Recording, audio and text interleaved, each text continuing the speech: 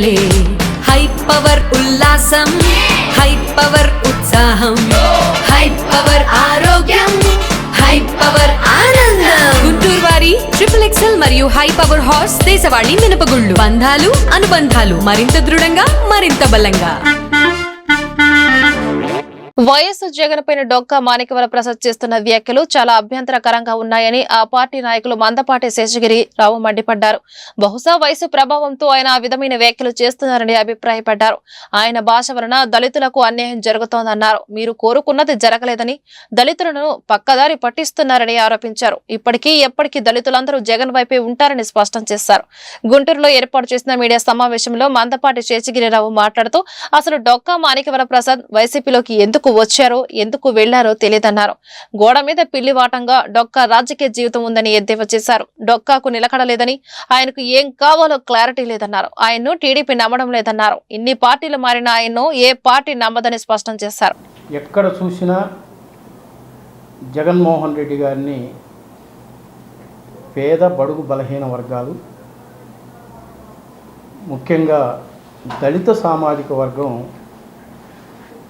వారిని వారి కుటుంబాన్ని హక్కును చేర్చుకున్న విధానం మనందరికీ తెలుసు.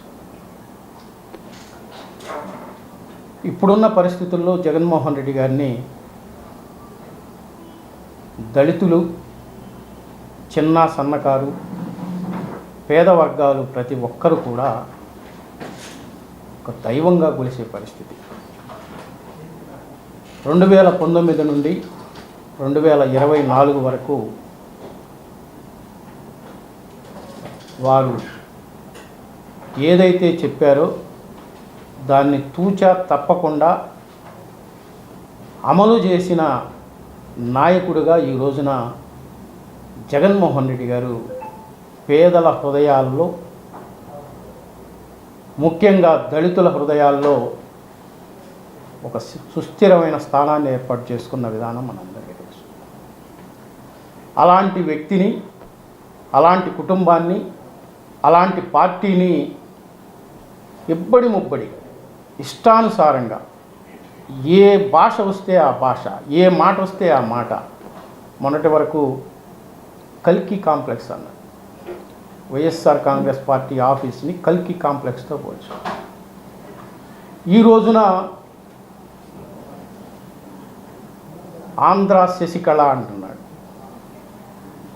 వారిని దాటి ఏమి చేయలేమంటున్నాడు.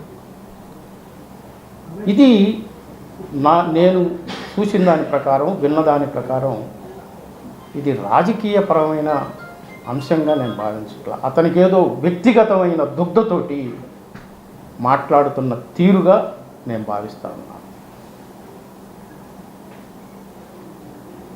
మీరు కాంగ్రెస్ పార్టీలో మంత్రిగా, ఆ తదుపరి